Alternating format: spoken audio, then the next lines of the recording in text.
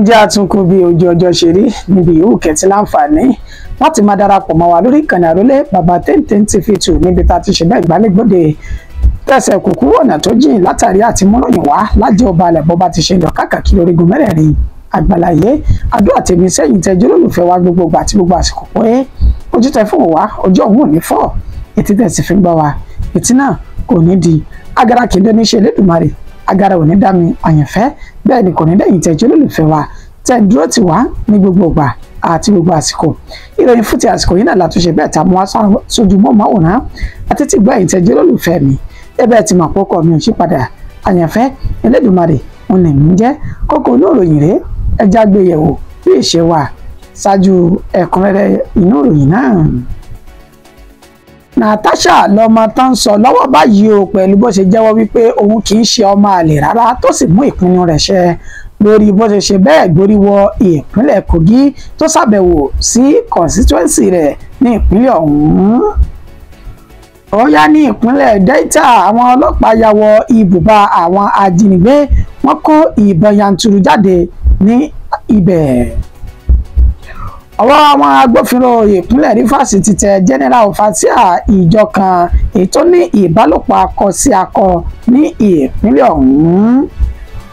Bákan náà ni ọwọ́ ẹ̀ṣọ́ ààbò àdúgbò ìpínlẹ̀ Èkó ló tún ti bá àwọn ọ̀dọ́langba méjì èyí tán jí ohun ìkọ́lé àti irinṣẹ́ wẹ́dà kan tán jí kó ní ìpínlẹ̀ Èkó náà. Ìròyìn ayọ̀ tó mú ìsọlẹ́nu dánímọ̀ lélẹ́yìí kẹ́ bíríkìlà kan ló ti sá lọ tèfètèfè báyìí lẹ́yìn tí ìyàwó rẹ̀ tó bí ìbẹ̀ta fún un ní ìpínlẹ̀ Ondo. Ìpànìyàn ìpínlẹ̀ Benue ń fi ojoojúmọ́ lé sí i bẹ́ẹ̀ ni ìfẹ̀hónúhàn náà ń lágbára sí i ní ìpínlẹ̀ Benue báyìí àwọn olùgbé ìpínlẹ̀ Benue wọ́n mà ti fà á kékọ́rì wọ́n sì fẹ̀sùn kan àwọn ìjọba wọn pé wọ́n lọ́wọ́ nínú ìpànìyàn àwọn Fúlàní darandaran bí bẹ́ẹ̀ kọ́ ó yẹ kan tí wọ́n nǹkan ṣe sí i. Ìròyìn náà rèé ní ẹ̀kúnrẹ́rẹ́ báyìí. Natasha òun mà lọ́mọ tó ń sọ lọ́wọ́ báyìí pẹ̀lú bó ṣe jẹ́wọ́ wípé òun kì í ṣe ọmọ àlè bẹ́ẹ̀ ló gborí wọ ìpínlẹ̀ Kogi lẹ́yìn gbogbo ìdúnkokò àti ìgbésẹ̀ tí ìjọba ìpínlẹ̀ Kogi àti Akpabio tán gbé láti dènà kó má bàa wá sí ìpínlẹ̀ ọ̀hún. Àti múròyìn náà wá ṣáájú àkókò yìí níbi tá a ti sọ dímọ̀ wípé sẹ́nitọ̀ tó ń ṣojú àárín gbùngbùn ìpínlẹ̀ Kogi Natasha Akpoti-Uduaghan òní ó mà ti fi ohùn léde ṣáájú wípé bí nǹkan bá ṣẹlẹ̀ láìda ní ìpínlẹ̀ Kogi ká má lọ wá ká má lẹ́yìn ká sì má lọ sọ́tún àbòsí ní í ṣe ni kí wọ́n lọ rè mú Godwin Akpabio tí ṣe senate president àti gómìnà tẹ́lẹ̀ ní ìpínlẹ̀ Kogi Yahaya Bello tó fi mọ́ gómìnà lọ́wọ́lọ́wọ́ báyìí Usman Ododo ní ìpínlẹ̀ ọ̀hún nípa mẹ́tẹ̀ẹ̀ta òní wọ́n mọ̀ nípa ìyìn tó bá wù kó ṣẹlẹ̀ ní ìpínlẹ̀ náà tó ti bí wọ́n ṣe gbé ìgbésẹ̀ láti má jẹ́ kí Natasha kó gborí wọ ìpínlẹ̀ Kogi ní í ṣe ni gbogbo ẹ̀ mọ̀ já sí pàbó pẹ̀lú bí Natasha bó ṣe balẹ̀ bàgẹ̀ sí ìpínlẹ̀ ọ̀hún pẹ̀lú ọkọ̀ ojú òfurufú tá a mọ̀ sí bàálù ẹlikọ́pítà nígbà tí Natasha dé sáà ní àwọn ènìyàn rẹ̀ ní í ṣe náà fi tìlù tìfọn tíjọ́ tayọ̀ tá a fi kí Natasha káàbọ̀ sáàrin wọn lásìkò tí Natasha tó ní ìtàkùrọ̀sọ pẹ̀lú àwọn olólùfẹ́ rẹ̀ ní ẹkùn tó ń sojú fún àárín gbùngbùn ìpínlẹ̀ Kogi náà ibẹ̀ ni Àpótí ló ti ṣe ní àlàyé wípé ṣe é rí ohun kò rúfin bí tí wù kó mọ ò ṣe é mọ̀ pé wọ́n ní ká mọ́ rìn lórí ilẹ̀ ká sì má kókó wọ̀ wọlé ìyún àwọn ọkọ̀ tó jẹ́ ọkọ̀ tí ìjọba tán máa ń tẹ̀léra wọn lẹ́yìn ẹ̀sà àti dàmọ̀ ó ní ṣùgbọ́n o tako òfin tí ìjọba ìpínlẹ̀ Kogi tó fi lélẹ̀ orí òfurufú òun la balẹ̀ sí gbàgẹ̀ ṣẹ́ẹ̀sì mọ̀ pé kò sófin tí orí òfurufú Natasha ló ṣe àlàyé eléyìí nígbà tó tún sọ nígbà pé òun kì í ṣe ọmọ àlè rárá òun yóò gborí wọlé òun sì ti gborí wọlé báyìí àkàkà ìmọ̀ya àṣírí òun ni Natasha òun ló tún tú nínú ọ̀rọ̀ náà tó sọ pẹ̀lú àwọn olólùfẹ́ rẹ̀ níbi tó ti sọ nígbà wípé ọ̀pọ̀lọpọ̀ àwọn ìgbésẹ̀ tí Godwin Akpabio tó ń gbé láti lè jẹ́ kí wọ́n yọ òun nípò gẹ́gẹ́ bí sẹ́nitọ̀ tó ṣojú àárín gbùngbùn ó ní gbogbo ẹ̀ kò sí èyí tó pamọ́ sí òun ó ní ṣe rí àwọn ìbò máa bọ̀ wálé táwọn ènìyàn tí wọ́n kóra wọn jọ pọ̀ tí wọ́n ń dìhun ó ní kò sẹ̀yìn Akpabio tó pe tó pe ẹni tó jẹ́ gómìnà ní ìpínlẹ̀ Kogi Usman Ododo pé kó gbé ìgbésẹ̀ lórí bí wọ́n ṣe ṣe bẹ́ẹ̀ dá Natasha padà wá sílé. Ó ní Usman Ododo yarí kalẹ̀ pé eléyìí ò mà lè ṣe sí ọ̀gá mi torí wípé àwọn tó ń fẹ́ràn Natasha wọ́n pọ̀ bíbà. Ó ní nígbà tí Akpabio ráàyè wọlé lápá bíi òun ló ránṣẹ́ sí Yàyà Bello. Ó ní Yàyà Bello náà ó fi àkékọ́rí náà bá ṣe bẹ́ẹ̀ gba ọgbọ́n àlùmọ̀kọ́rọ́ ìkan láti lè jẹ́ kó ń padà wá sílé. Ó tó tẹ̀síwájú náà láì pé kódà ṣe àlàyé fún yín ní ṣe náà ti ń gbìyànjú láti dẹ́mi òun légbodò tá a fẹ́ ṣekú pa òun. Ọ̀rọ̀ pọ̀ nínú ìwé kọ́bọ̀ tí Natasha tó sọ níbi tó ti pàdé àwọn ènìyàn rẹ̀ lẹ́nìí ní àárín gbùngbùn ìpínlẹ̀ Kogi. A máa ṣe àfihàn fídíò rẹ̀ lẹ́yẹ òsọ́kà lẹ́yìn ọ̀pọ̀lọpọ̀ ìròyìn tá a bá ṣe bẹ́ẹ̀ tá a ṣàkójọ rẹ̀ tán lórí ìkànnì yìí. That night, and let me say this now, on the 14th of March at 10:30 p.m. mind you, 2 days before that, which was on the 12th, Akpabio had called Governor Ododo on the phone that he should commence my recall, but Governor Ododo told him it would be impossible. No, hold on. This was what Governor Ododo said on the 12th. Listen. He said,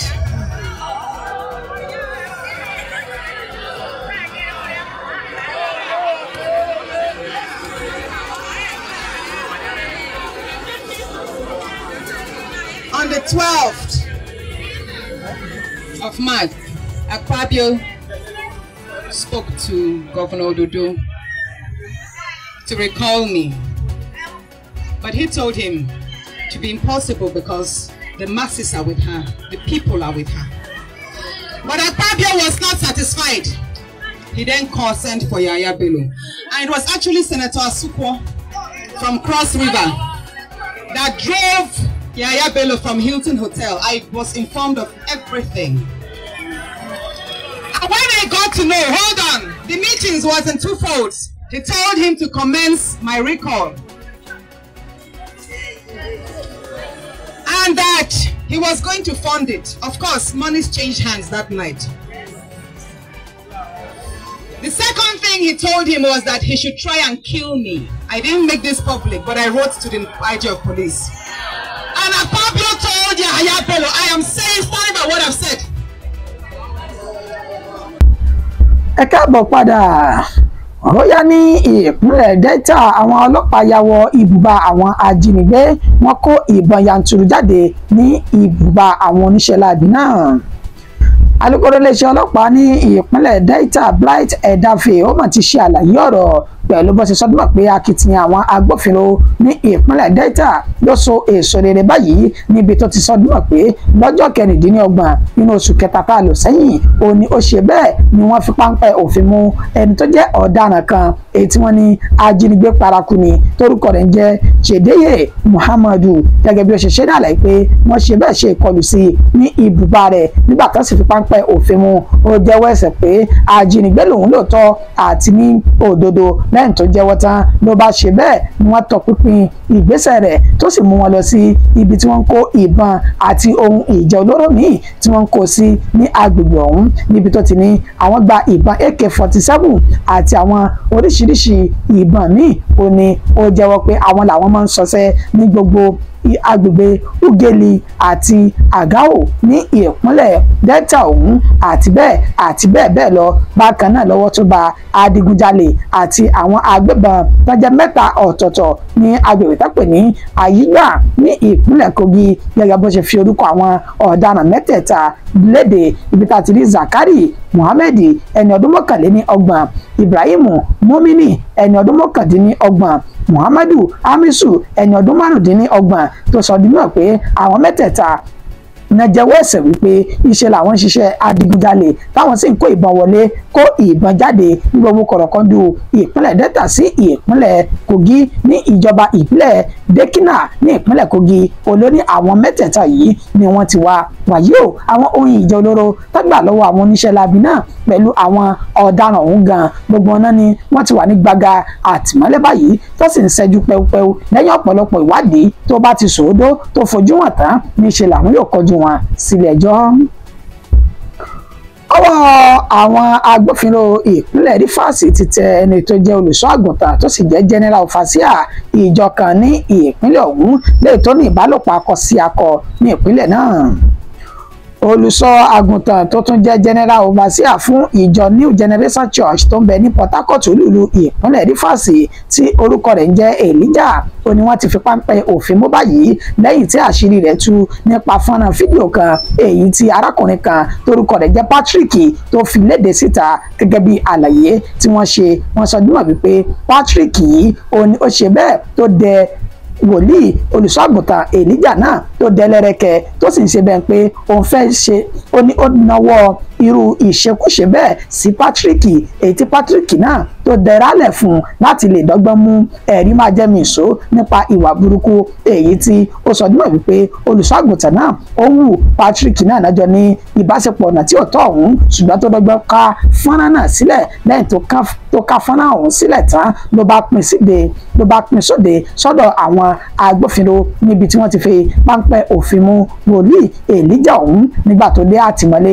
níṣẹ́ ló mà jẹ́wọ́ ẹ̀ṣẹ̀ pé lóòótọ́ àti lódodo òun ló ń ṣe àwọn ìṣekúṣe yìí àti pé ó ti mọ́ òun lára òun máa ń ṣe pẹ̀lú àwọn ọmọ kéékèèké àti àwọn àgbàlagbà ní gbogbo kọ̀rọ̀kọ́ndù ìpínlẹ̀ Rivers náà wàyí o ẹni tó jẹ́ alukoro iléeṣẹ́ ọlọ́pàá ìpínlẹ̀ Rivers Grace Iringekoko ó fi ìdí ìròyìn náà ó fi múlẹ̀ pé kódà bá a ṣe ń sọ̀rọ̀ lọ́wọ́lọ́wọ́ báyìí àwọn ti kọjú rẹ̀ sílé ẹjọ́ lórí ẹ̀sùn tí wọ́n fi kàn náà.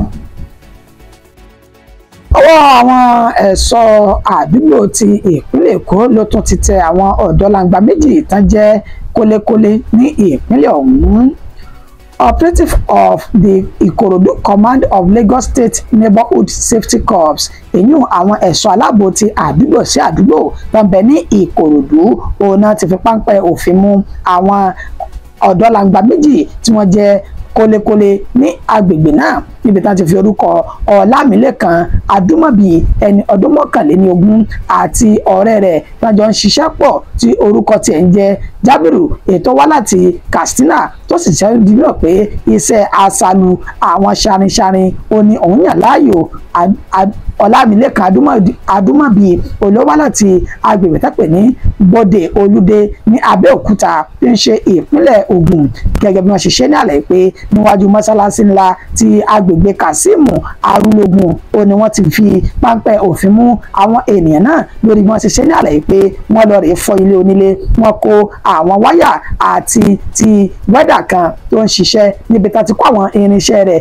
tí wọ́n ti jí kó lọ ẹni tí ó jẹ́ wẹ́dà ọ̀hún àtẹni tó ní sáìtì níbi tá ti lọ rèé kó àwọn ohun ìkọ́lé níbi tá ti rí barrister Adésínà àti pásítọ̀ Tàlàbí Adégbénró àwọn méjèèjì wọ́n ṣe ní àlàyé pé àwọn kò fẹ́ gbowó kankan lọ́wọ́ àwọn ènìyàn náà bẹ́ẹ̀ làwọn ò ṣetán láti gbé wọn lọ sí ilé ẹjọ́ ṣùgbọ́n ṣá o níṣe ni àwọn agbófinró ni wọ́n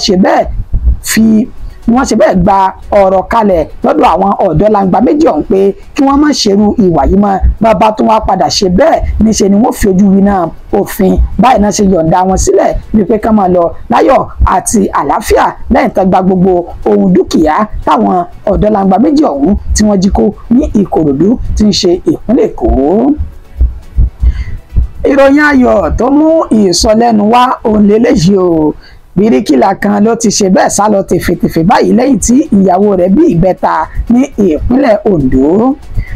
Arákùnrin tó jẹ́ bíríkìlà kan tẹ́ pé orúkọ rẹ̀ ní Báyọ̀ Jẹ́jẹ́ ó ní ó ti na pápá bora báyìí tí wọn ò sì mọ ibi tó forí mù sí lẹ́yìn tí ìyàwó rẹ̀ Ìyanu Èhúà Jẹ́jẹ́ tó ṣe bẹ́ẹ̀ bí ìbẹ́ta ọmọkùnrin 3 làǹtìlanti tó bí ní ó bá na pápá bora ní ilé ìwòsàn tí wọ́n pè ní Àríbọ̀ Ìgbọ́kọ̀dá ìtòsí ilé ìwé Ìlàjẹ high school ó ní arábìnrin náà ló ti ṣe bẹ́ẹ̀ kúnlẹ̀ ní wẹ́rẹ́ tó sì bí ní wẹ́rẹ́ lẹ́ni tí ó ní ó bí ọmọ 3 ọ̀tọ̀ọ̀tọ̀ tó jẹ́ ọkùnrin làǹtìlanti ní ọjọ́ 21 30 nínú oṣù kẹta ọdún tí a wà nínú rẹ̀ yìí. Lẹ́yìn tí ó bí ọmọ náà tán níṣẹ́ náà sọdún mọ̀ pé láti ìgbà náà ó ní ọ̀rẹ́ wa tó jẹ́ bíríkìlà òun ló ti ná pápá bora tí wọn ò mọ ibi tó foyè orí mọ̀ sí báyìí látàrí ìbẹ́ta ọ̀tọ̀ọ̀tọ̀ tí ìyá ọmọ náà èyí tí ó bí wàyí o wọn ti ń rawọ́ ẹ̀bẹ̀ sáwọn tí orí ṣẹ́gi ọ̀là fún láwùjọ pé ẹ dákun ẹni Ọlọ́run bá bùn kó bùn àwọn ẹ̀ta oko yìí o torí pé bàbá wọn tó jẹ́ bíríkìlà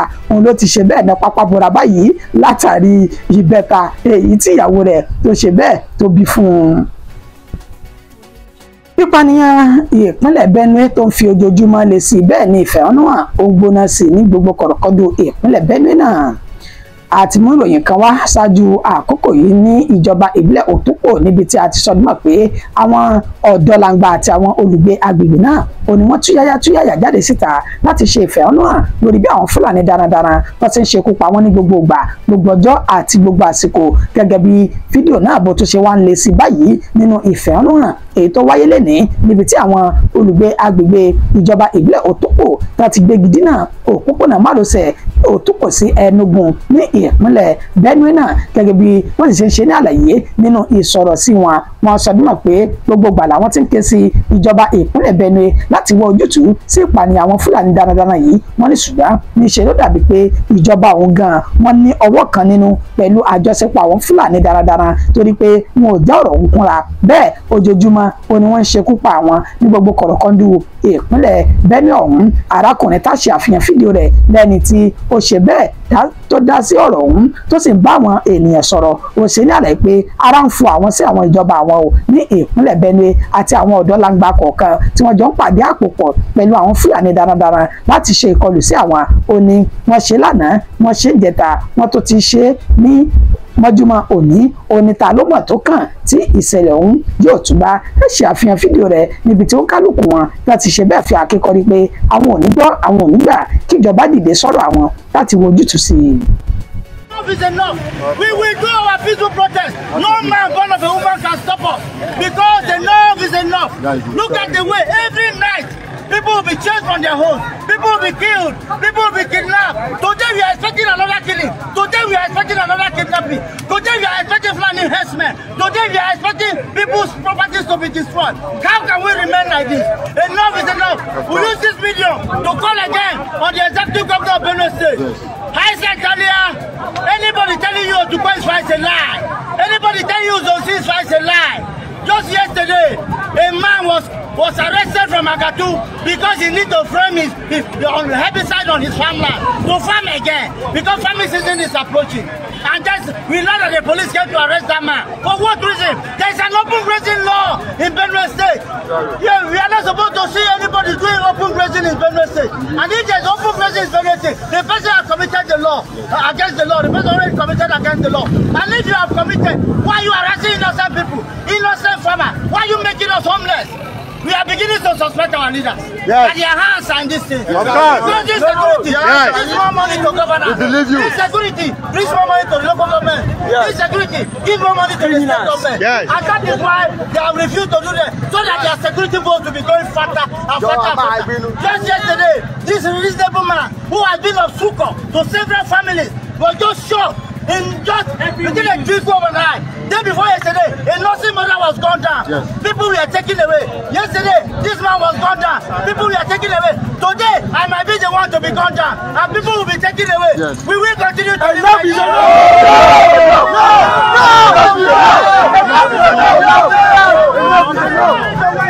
Enough is enough. You are not here because of them. You are not here because of us. Because after them, who knows who is here? Yes. The governor, deputy governor, somebody, Oluoyo, Oluolecha, Odulu Akuba Abuja. I can't die, you know. Ojale Juma jo ita fún ẹ. Alaba lo je ku government ke je lo. Alaba lo je ku state government ke je ku local government ko le. Anda ko ko bi jo la mu. Oya you go le ya lo. So we need our leaders, ranging from the governor to the deputy governor to our senator, our House of Representatives, irrespective of political party affiliation. Come home, let us work together. Yes. We can fight this war. Yes. We can fight it. Yes. We are ready. Our leaders should begin to finance us. so that we can get to the view. All down to the Hawagland, Ali Bobaje, all down to police get back, I'm going to talk with alors Tutu, alors Bongo, Henry Pachi, alors Dolela, alors Pio Tala, so that we can now wage and defend our territory. You will go. Now for the issue of flooding herdsmen, I put it to you, ranging from the government to our traditional ruler, to our irresponsible youth that are conspiring with flooding herdsmen, another form of criminality. We say enough is enough. Enough is enough.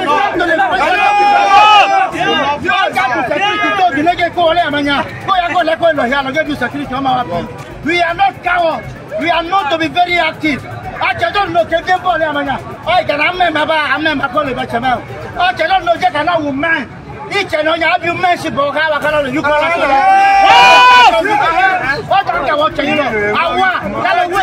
say no to kidnapping, say no to flooding herdsmen, say no to oppression. Say no to security cannot let them rely on their duty of protection. And we will collaborate with the security agency to achieve maximum security. Káàbọ̀ padà.